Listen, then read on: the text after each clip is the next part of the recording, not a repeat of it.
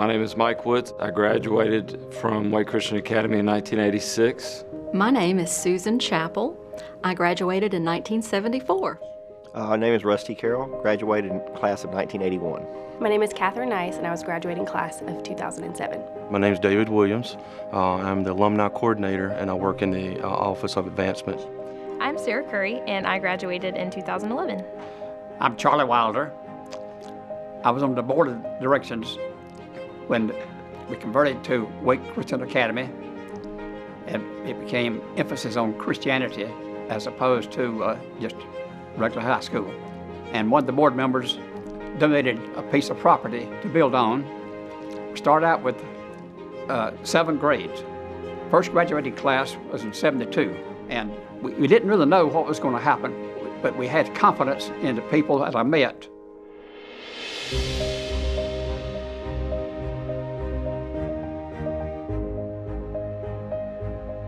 Well, the mission of the school is to partner with the home and the church and to provide a Christ-centered quality education and proclaim the good news of Jesus Christ. We're really concerned about the heart of the kids and their future, that they're not just learning rules to abide by rules, they're learning the heart of Christ to follow Christ. To take away from here was the Christian heritage and his home. It was like family. That's what I love the most, especially the relationship between the students and the staff, I think has remained like family. It's a unique place because you have that opportunity to attend school with friends that you have grown up with and become lifelong friends. Many of my friends that I have today are truly, they're lifelong friends that I met at Wake Christian Academy. Not everybody who comes to Wake Christian loves their experience at the time. I happened to. I loved being here. Not everybody felt that way. And yet, as they grow up and mature and then look back at what they want for their children, a lot end up bringing their kids here.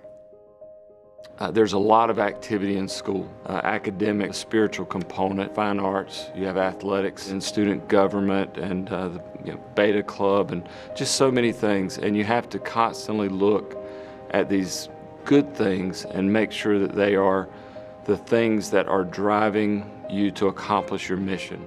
Every student has a talent, playing an instrument, singing. There's other talents, drawing. A well-rounded student, if you will, has tried to appeal to everybody's talents through a godly setting, if you will, but just reinforcing, we want you to go out and learn more about your talents. Yes, you got to learn the ABCs. Yes, you got to do that because, that's just society. I mean, you got to be educated. The success of Wake Christian Academy comes down to people. It's 50 years of men and women being willing to contribute. Without each of the people and the places and the service that they give, our school would not be what it is. I would attribute to the fact that it was, first of all, it was God-led. The founders, Mr. and Mrs. Pierce, the board, the original board members, it was all founded. Originally it was Wake Academy, that's what it started as, and Mr. Pierce and a group of men who took the school over changed it to Wake Christian Academy because their whole idea was it was going to be a Christian-based school, God-led. That's one of the things, one reason we've been able to grow was because the reputation is out there. And the influence that the school has had on the community. People reach to us from as far as Clayton, Wendell, all around, because they hear of it and say, that's where we want to be.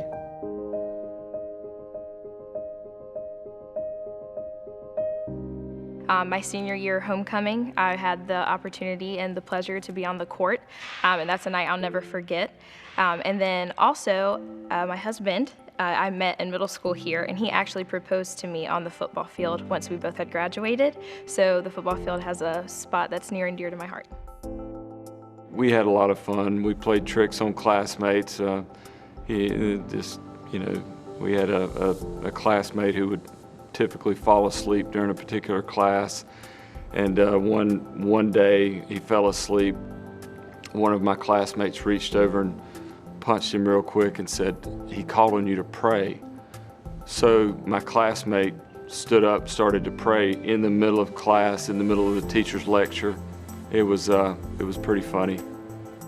Seeing Reverend Franklin Pierce mowing the grass on a tractor in a three-piece suit and his little hat, you know, his little fedora, you know, so yes, that was hilarious. And I can remember at one of the country fairs that we had in the autumn, Mr. and Mrs. Pierce, I don't know where the horses came from, but some horses appeared and they had a race on horseback.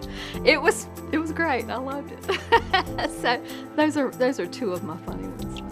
So we've heard quite a few funny stories about Ricky Martin. So does everyone have funny stories of Ricky Martin?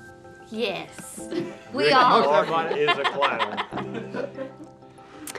There was, I think it was either my junior or senior year, I can't remember. Marianne Martin was basically our class mom. And with Marianne comes her husband, Ricky. And we were singing in chorale. He was a chaperone, and we were at an old folks home. And they loved the music. And the next thing we know, Ricky has stolen somebody's walker, and he's going across the entire back of the room with an old person's walker, dressed like an old man. And we all busted out laughing in the middle of this piece. And it was a very memorable moment. Trying to find something about Ricky Martin. Oh yeah, I'm ready on Ricky Martin. You ready?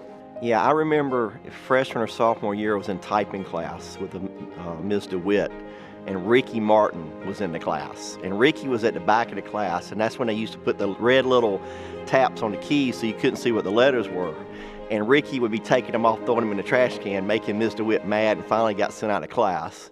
But I think he finally learned to type. But yeah, that's the funny, sitting there watching Ricky Martin throw them caps in the trash at the back of the class.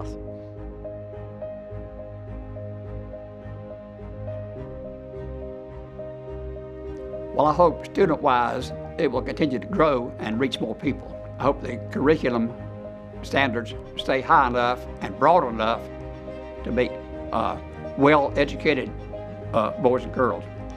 But most of all, when they leave here, have a Christian attitude, that know what the Bible is, know where to find things, and will carry that as their main goal, is to follow Christ and not take the other fork in the road.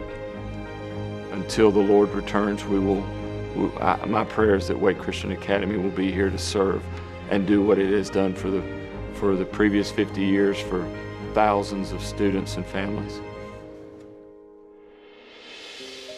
So when I come back, things haven't changed that much.